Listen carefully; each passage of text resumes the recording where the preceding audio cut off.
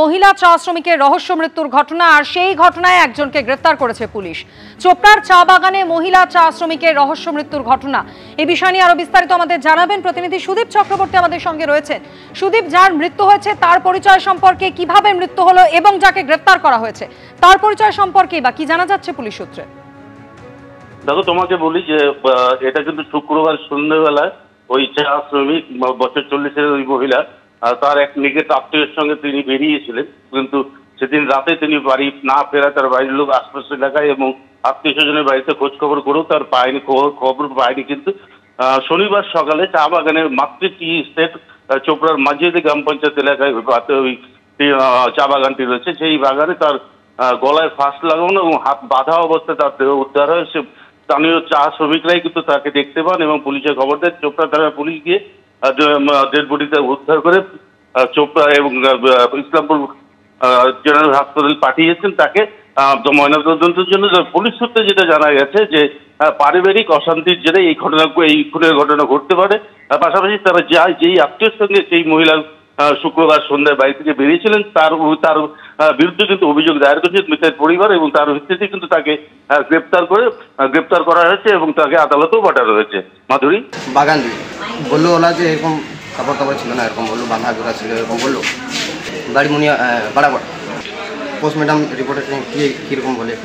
দুর্গাপুরে তৃণমূল নেতা রহস্য মৃত্যু, সিঁড়ির তলায় ঝুলন্ত দেহ উদ্ধার হয় তৃণমূল নেতার। মৃত নিখিল নায়েক জেলা তৃণমূলের প্রাক্তন সহ সভাপতি। কিভাবে মৃত্যু খতিয়ে দেখছে দুর্গাপুর থানার পুলিশ। খুন করে ঝুলিয়ে দেওয়ার অভিযোগ করা হয়েছে তৃণমূল কংগ্রেসের পক্ষ থেকে।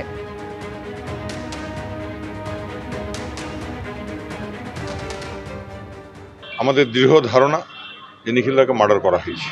রাজনৈতিক প্রতিহিংসা ছাড়া তো এটা হতে পারে না।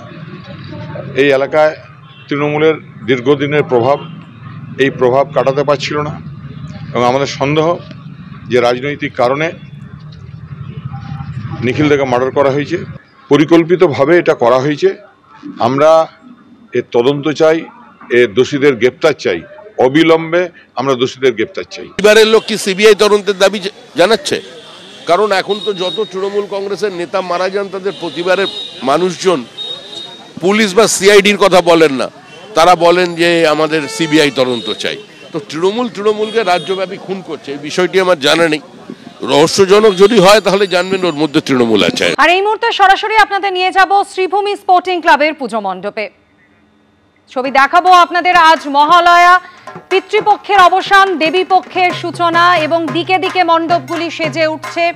সৌমিত্র রায় আমাদের প্রতিনিধি শ্রীভূমি স্পোর্টিং ক্লাবের পুজো মণ্ডপ থেকে রয়েছেন। সৌমিত্র, তুমি জানো যে গতকালই মুখ্যমন্ত্রী মমতা বন্দ্যোপাধ্যায় এই শ্রীভূমি স্পোর্টিং ক্লাবের যে পুজো মণ্ডপের তিনি উদ্বোধন করে যান। সাধারণ যারা দর্শনার্থী রয়েছেন তাদের জন্য এই পুজো মণ্ডপের দ্বার গতকালই খুলে দেওয়া হয়েছিল, যাতে এখানে তারা মানুষজন এসে পুজো মণ্ডপ এবং মাতৃপ্রতিমা তারা দেখতে পান, দর্শন করতে পান। আজ এই মহালয়ার দিন যেটা হচ্ছে সেটা হচ্ছে শ্রীভূমি স্পোর্টিং ক্লাবের যে প্রতিমা, মাতৃপ্রতিমা, সেই মাতৃপ্রতিমায় প্রতি বছরের মতো এবারও যে গয়না, সেই গয়না এখানে সমস্ত যে মূর্তি রয়েছে, প্রতিমা রয়েছে, তাদেরকে পরানো হচ্ছে। তুমি দেখতে পাচ্ছ কিছুক্ষণের মধ্যেই এখানে রাজ্যের মন্ত্রী সুজিত বসু তিনি এই পূজা মণ্ডপে আসবেন। একেবারে শেষ মুহূর্তের তুলির টান বলতে যেটা বোঝায়, সেই শেষ মুহূর্তের তুলির টান এখানে চলছে শ্রীভূমি স্পোর্টিং ক্লাবের পূজা মণ্ডপে। যেটা এখানে যারা আয়োজক রয়েছেন, উদ্যোক্তারা রয়েছেন, তারা যেমনটা বলছেন যে আজ সন্ধ্যেবেলার মধ্যেই এই পূজা মণ্ডপের পুরো কাজটা শেষ হয়ে যাবে। পূজা মণ্ডপের কাজ পুরোটা প্রায় শেষ হয়ে গিয়েছে। তোমাকে আমি পূজা মণ্ডপের ছবিটা আরেকবার দেখাতে বলবো আমার ক্যামেরা পার্সন তরুণকে। তুমি দেখো যে পূজা মণ্ডপ, যেটা গতকাল মুখ্যমন্ত্রী মমতা বন্দ্যোপাধ্যায় এই শ্রীভূমি স্পোর্টিং ক্লাবের যে পূজা মণ্ডপের উদ্বোধন করে গিয়েছিলেন, সেই পূজা মণ্ডপের কাজ একেবারে শেষ হয়ে গিয়েছে। কিন্তু এই মহালয়ার দিন যে কাজ চলছে সেটা হচ্ছে যে এই শ্রীভূমি স্পোর্টিং ক্লাবের যে মাতৃপ্রতিমা, সেই মাতৃপ্রতিমায় প্রতি বছরের মতো এবারও এই গয়না পরানোর কাজ চলছে। তুমি দেখতে পাচ্ছ একেবারে ব্যস্ততা তুঙ্গে, চূড়ান্ত প্রস্তুতি এখানে সারা। আয়োজক যারা রয়েছেন, এখানে উদ্যোক্তারা যারা রয়েছেন, তারা যেমনটা মনে করছেন যে আজ সন্ধেবেলার মধ্যেই এই যে কাজ এখন চলছে জোর কদমে, সেই গয়না পরানোর কাজ আজ সন্ধেবেলার মধ্যেই শেষ হয়ে যাবে। কলকাতা শহরের যে পুজোগুলো রয়েছে, বড় পুজোগুলো, তার মধ্যে অন্যতম হচ্ছে এই শ্রীভূমি স্পোর্টিং ক্লাবের পুজো। ফলে এখানের আকর্ষণ প্রত্যেক বছরের মতো এবারেও এখানের আকর্ষণ অন্যতম আকর্ষণ রয়েছে এবারের শ্রীভূমি স্পোর্টিং ক্লাবের পূজা মণ্ডপে। গতকাল মুখ্যমন্ত্রী মমতা বন্দ্যোপাধ্যায় এসেছিলেন এই পূজা মণ্ডপে, পুজোর যে দ্বারোদ্ঘাটন পুজো মণ্ডপের তিনি খুলে গিয়ে দিয়েছিলেন এবং আজ থেকেই যারা আয়োজকরা রয়েছেন তারা যেমনটা মনে করছেন যে আজ সন্ধ্যেবেলা থেকেই প্রচুর মানুষজন এখানে আসবেন এবং এই মাতৃপ্রতিমা তারা দর্শন করার জন্য এখানে ইতিমধ্যেই আজ থেকে ভিড় শুরু হয়ে যাবে। এবং প্রত্যেক বছর অন্যান্য বছর আমরা যেমনটা দেখি যে কলকাতার যে পুজোগুলো রয়েছে তার মধ্যেই শ্রীভূমি স্পোর্টিং ক্লাবের যে পুজো সেখানে প্রচুর ভিড় টানে এই পুজো গত বছরগুলোতে। ঠিক এবার একদমই সৌমিত্র, তুমি আমাদের সঙ্গে থাকো। শ্রীভূমি স্পোর্টিং ক্লাবের পুজো মণ্ডপে আপনারা দেখতে পাচ্ছেন প্রতিমাকে গয়না পরানো হচ্ছে, অন্যদিকে সুরুচি সংঘ। নতুন প্রজন্মের কাছে আপনি যেটা বলছিলেন যে একেবারে শিক্ষা কি দেখতে পাবে এখানে এসে? দেখো, একটা যে বীর বিপ্লবীরা তাদের জীবনদানের মধ্যে দিয়ে আত্মবলিদানের মধ্যে দিয়ে আজকে এই স্বাধীনতা অর্জন করেছিলাম আমরা, বিশেষ করে স্বাধীনতা আন্দোলনে বাংলা যে পথ দেখিয়েছিল, বাংলা থেকে যে স্বাধীনতার আন্দোলন শুরু হয়েছিল সেটাকেই এই প্রজন্মের কাছে তুলে ধরাই হচ্ছে আমাদের কাজ। এবং সেই কারণেই এবছর আমরা আহুতি মানে অনুশীলন সমিতির আগামী বছর প্রাক 125 বছর সেটাকেই তুলে ধরেছি। এবং অনুশীলন সমিতির সঙ্গে যে সমস্ত বীর বিপ্লবীরা জড়িত ছিলেন এখানে আমরা তাদেরই রাখার চেষ্টা করেছি, তাদেরই কীর্তিকাথা আমরা তুলে ধরার চেষ্টা করেছি। এবং বিশেষ করে আমি অভিনন্দন জানাবো শিল্পীকে যে একটা প্লাস্টার, এটা পুরনো বাড়ি, এটা একটা পুরনো পরিত্যক্ত জেল, সেই পরিত্যক্ত জেলে সেই যাদের জীবনটাই জেলে কেটেছে তাদের সেই প্লাস্টারগুলো কেটে কেটে তাদের মুখমণ্ডল তৈরি করে তাদের প্রতি শ্রদ্ধাঞ্জলি। It's a tremendous work. Theme নোটটা আমরা করেছি এই কারণেই, আপনারা প্রত্যেকবারই জানেন যে আমরা একটা কাগজে দিই, কিন্তু আমরা আজকে টেকনোলজির কথা বলি, বুদ্ধিমত্তার কথা বলি, অনেক কিছু প্রযুক্তির কথা বলি, কিন্তু তাদের বুদ্ধিমত্তাটাই আজকে প্রমাণ হলো। আমি দেখালাম যে কিভাবে বইয়ের মধ্যে তারা বন্দুক বহন করতেন, যে ব্রিটিশ সাম্রাজ্যের চোখে ধুলো দিয়ে বই নিয়ে ছাত্ররা চলে যেতেন আর তার মধ্যেই অস্ত্র শস্ত্র থাকতো, সেটাকেই দেখাবার চেষ্টা করি। জানি যে আপনার পুজো পরিকল্পনা 1 বছর আগে থেকে হয়েছে, বর্তমান পরিস্থিতিতে আজও প্রাসঙ্গিক এই বাঙালির অবদান, স্বাধীনতা যুদ্ধে বাংলার অবদান রাজনৈতিক পর্যায়ে কিন্তু ঘুরে ফিরে এখনো আসছে সেখানে। দেখো, স্বাধীনতা আন্দোলনে এটা দেশের স্বাধীনতা, এর মধ্যে রাজনীতি যারা করেন আমি মনে করি তারা ভুল করে। যারা জীবন দিয়েছেন তারা কোনো দল মত নির্বিশেষে শুধু দেশমাতৃকাকে থেকে পরাধীনতার শৃঙ্খল থেকে মুক্ত করার জন্য তারা জীবন দিয়েছেন। ফলে এটাকে আমাদের সবার স্যালুট করা উচিত। যারা যেভাবে করেন তারা রাজনীতিকভাবে এটা করেন, আমি তাদের বিশ্বাস করি না। আমি মনে করি একজন ভারতীয় হিসেবে যে আজকে আমি যেখানে দাঁড়িয়ে আছি সেটা এই মানুষগুলোর জন্য, আমাদের কাছে এরাই ভগবান। আরেকটা ইন্টারেস্টিং কথা আপনি বলছিলেন যে অশ্বত্থ গাছ, হ্যাঁ, আজকে দেখো এই বীর বিপ্লবীরা মনে করেন তারা তো চিরকাল অমর, যতদিন চন্দ্র সূর্য থাকবে ততদিন তারা আমাদের যে হৃদয়ে থাকবেন।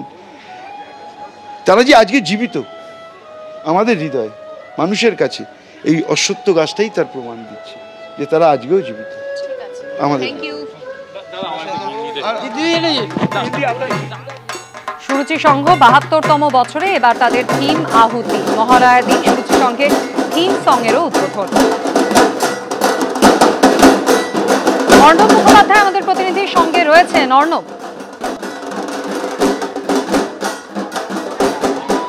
দেখো, এই মুহূর্তে আমরা রয়েছি সুরুচি সঙ্গে। এবছর 72 বছরে পা দিল সুরুচি সংঘ। তাদের এদিন থিম প্রকাশ হলো, তোমাকে দেখিয়ে দেবো। আহুতি, তাদের থিম হচ্ছে আহুতি এবং সেই আহুতি তারা সাজিয়েছেন এখানে অনুশীলন সমিতির আগামী বছর হচ্ছে 125 বছর হবে এবং সেই কারণেই তারা এবার অনুশীলন সমিতির ওপর থিম করেছেন। এবং আমরা দেখতে পাচ্ছি যে শিল্পী অনির্বাণ দাস তিনি এই থিম সাজিয়েছেন এবং তার মতো করেই কিন্তু এখানে আলোকসজ্জাও করা হয়েছে। আজকে থিম সং প্রকাশ করা হয়েছে, যার গীতিকার এবং সুরকার উভয়ই হচ্ছেন মমতা বন্দ্যোপাধ্যায়। আর এই যে মণ্ডপ, সেই মণ্ডপ কিন্তু হচ্ছে প্লাস্টার কেটে কেটে তৈরি করা হয়েছে। বিপ্লবী বারিন ঘোষ থেকে তোমার ঋষি অরবিন্দ, তাদের সবাইয়ের ছবি রয়েছে। সামনে আমরা ঢুকেই প্রবেশ করে দেখতে পাবো যে ক্ষুদিরাম বসু, তার ছবি রয়েছে এবং তার ডেথ সার্টিফিকেট সেটাও একটা রয়েছে। অন্যদিকে তোমাকে আর একটা জিনিস দেখিয়ে দেবো। এই প্রথম একটা জিনিস আমরা পেলাম, যেটা হচ্ছে প্রেস, এখানে হচ্ছে থিম সঙের ওপর একটা নোট, থিম নোট তারা বলছেন।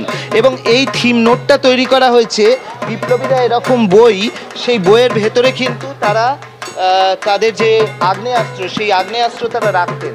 তো এই যে বইটা প্রকাশ করা হয়েছে, এই বইটাকেও সেরকমভাবেই করা হয়েছে যে এই বইয়ের ভেতরে বিপ্লবীরা এরকমভাবে আগ্নেয়াস্ত্র নিয়ে ঘুরতেন, সেই হিসেবে এই আহুতি অনুশীলন সমিতির বীর সেনানীদের স্মৃতিতে উৎসর্গীকৃত এই একটা আলাদাভাবে নোটও বের করা হয়েছে। অর্থাৎ একদিকে থিম নোট, তার পাশাপাশি থিম সং যেটা হচ্ছে মমতা বন্দ্যোপাধ্যায় গীতিকার এবং সুরকার, এবং তার পাশাপাশি আমরা এখানে রয়েছি যেখানে তোমাকে দেখিয়ে দিচ্ছি যে এইটা পুরো মণ্ডপটা জুড়ে কিন্তু বিপ্লবীদের চিত্র তুলে ধরা হয়েছে। তার পাশাপাশি এখানে যে সমস্ত ইংরেজ আমলে যে সমস্ত আমরা অনেকের কথাই পড়ি যারা অত্যাচার চালিয়েছিলেন, তাদেরও কিন্তু ছবি এবং তারা কিভাবে অত্যাচার করেছিলেন সেইগুলোকেও তুলে ধরা হয়েছে। এবং এইভাবেই কিন্তু আজকে এই যে থিমের মণ্ডপ, সেই মণ্ডপ সেইটা কিন্তু আজকে জানানো হলো সুরুচি সংঘের পক্ষ থেকে। এখানে শিল্পী রয়েছেন, এখানে শিল্পীর সঙ্গে কথা বলবো, চেষ্টা করবো। অনির্বাণদা, জানতে চাইবো কিভাবে সাজিয়েছেন, কি কি উপকরণ ব্যবহার করেছেন? দেখুন, এখানে সবই পরিবেশ বান্ধব জিনিসপত্র দিয়ে তৈরি করা হয়েছে মণ্ডপ। মূলত কাঠ, বাঁশ, দড়ি, প্লাস্টার অফ প্যারিস এবং নারকেলের ছোবড়া, বালি এইসব ব্যবহার হয়েছে। মূলত হঠাৎ করে এবছর এই অনুশীলন সমিতি নিয়ে কাজ করার ইচ্ছেটা মাথায় এলো কি? হঠাৎ করে নয়, দীর্ঘদিনের জমানো ইচ্ছে। আমি আমার দাদু এবং আমার দাদুর বাবা চারুচন্দ্র দাস ছিলেন অনুশীলন সমিতির মেদিনীপুর শাখার অন্যতম ফাউন্ডার মেম্বার, এবং আমার দাদু শৈলেন্দ্রনাথ দাস এবং তার ভাইরাও ছিলেন এই সদস্য। তুমি দেখতে পাচ্ছ যে এখানে যেরকম ভাবে তার শিল্পীর সঙ্গেও যোগ রয়েছে, অনুশীলন সমিতির একটা পারিবারিক যোগ রয়েছে, এবং সেই অনুশীলন সমিতিকে আমরা সেই ছবি দেখতে পাচ্ছি। অন্য পরিবেশ বান্ধব উপকরণ দিয়ে সুরুচি সংঘের এবারের মণ্ডপ তৈরি করা হয়েছে। শ্রীভূমি স্পোর্টিং ক্লাব আমাদের কাছে 10-15 দিনের জন্য থাকে। এই গয়নাটা ওরা পরিয়ে দেয়, আবার ওই গয়নাটা খুলে ওরা নিয়ে যায়। তো এটা মায়ের আমাদের বারোয়ারি পুজোর এই ধরনের গয়না বাংলায় এই প্রথম আমি মনে করি। এর অনেক আগে থেকে আমরা পড়াচ্ছি। এটা কিছুই ব্যাপার না, ব্যাপারটা হচ্ছে মা চেয়েছে তাই গয়না পড়ছে। এবারে যেটা আছে হোয়াইট গোল্ড